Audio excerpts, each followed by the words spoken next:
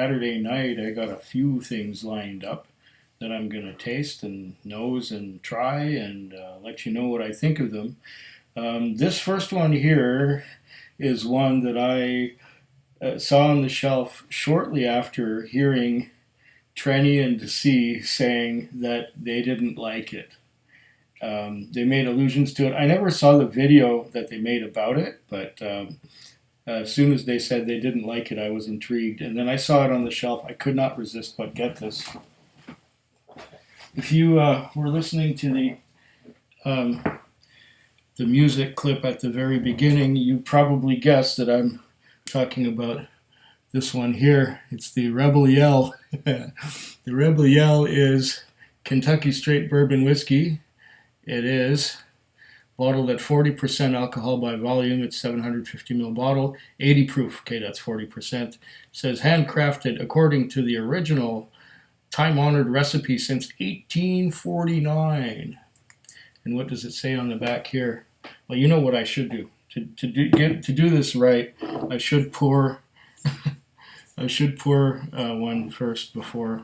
Okay, it's got a plastic cover of some kind over the cork or twist cap.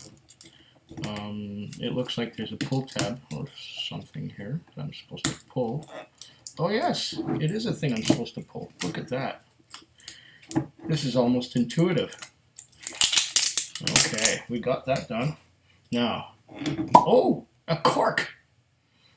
A black plastic cork. Cool. Oh, let's just pour us a decent sized little dram there. Okay, this is cool. A black plastic cork. It's better than a screw top. And what it says here, award-winning American whiskey that honors the rebel in all of us. Are you rebel enough? Join the band of rebels at www.rebelyellbourbon.com. Government warning, according to Surgeon General, women should not drink this because it will make them pregnant. Please enjoy irresponsibly. Yeah, okay. Distilled and aged by Rebel Yell Distillery in Louisville. Okay, for Lusco Inc., St. Louis, Missouri. Okay, Louisville. A lot of things come out of Louisville. Okay, that's what it says there. I'm sorry I didn't do any research on this. I'm sure that if you're interested, you can find out all there is to know about this stuff.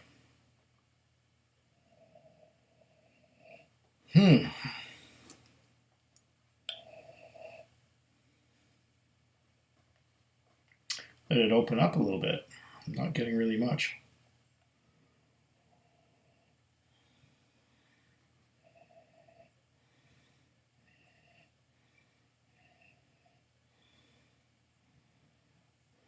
I'm beginning to get some bourbon notes. Let it open up, let it coat the glass. It's the legs are really running down pretty fast. Well, it's 40%. Just try and get some nosing out of this here. Okay.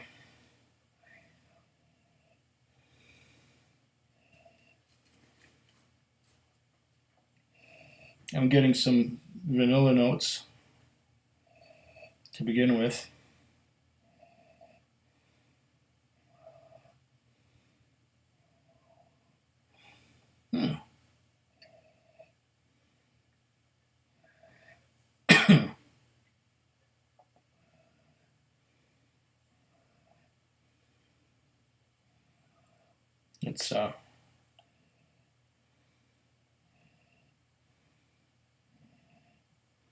It's giving me high.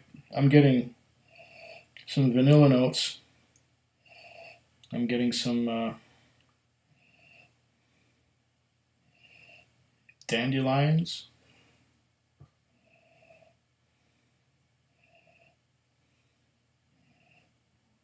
I'm getting high corn content.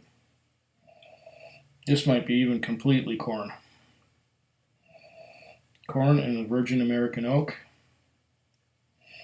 It's a straight bourbon whiskey, so it's got to be at least, what is it, 3 years old? Or is it 2 years old? Maybe 2 years old. The color is dark amberish. Dark amber, yeah. Where have I smelled this one before?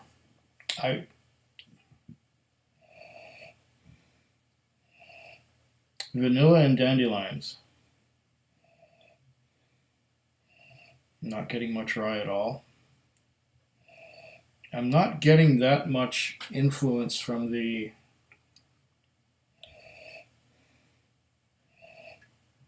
caramel. I'm not getting a lot of spices either.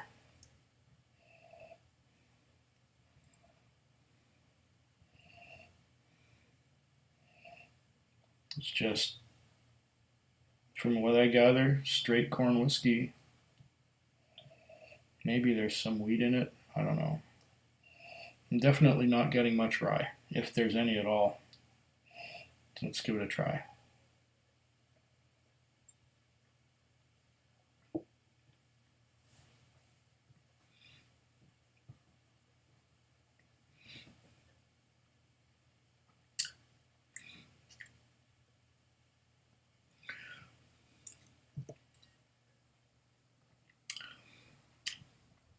I'm getting some sweetness.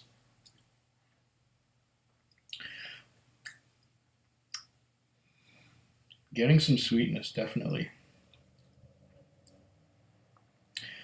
I'm getting some, it's almost yeasty. Yeasty, young. It's very young. It doesn't have much maturity to it. It has a bit of a cherry flavor.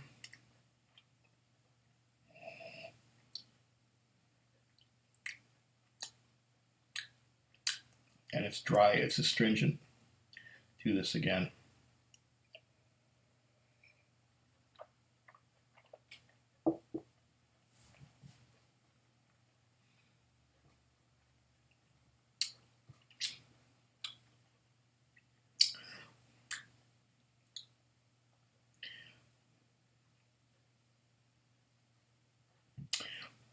A little bit of cherry, a little bit of vanilla, a little bit of oak.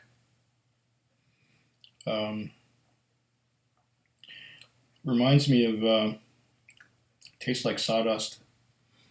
Remember when my dad would be using his bench saw and he'd be cutting a piece of wood. You know what it reminds me even more of when it comes to the wood? Door planings. You know, when you have a door that doesn't fit in the frame properly and it's a little tight and it's a little bit expanded due to moisture, well, you know, you take the door off the hinge and you set the door up in between your legs and you have the door here and you're planing it off. The door planings. Door planings, that's what it tastes like. And a little bit yeasty too. It's like a,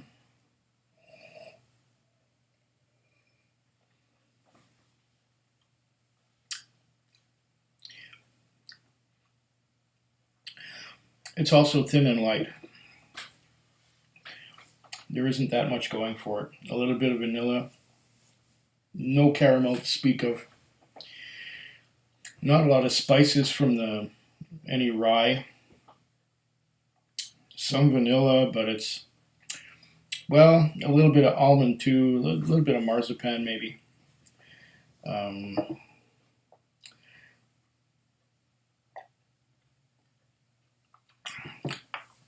You know, as much as I like to beg to differ with Trainee and C's assessment of a lot of things, I will tend to agree with them on this one. This is really not worth the $40.88 out the door that I spent. Oh no, That's $40.88 with the 10-cent, including the 10-cent bottle deposit. It's another $2.04 for the goods and services tax, and it's another 10%. That would be $4.08 for the liquor tax. So $47 even out the door. It's really not worth it. I know better whiskeys that cost $20 less. But I guess I could use it as a starter, or if I was to start making mixed drinks with whiskey, I suppose you could put it in there.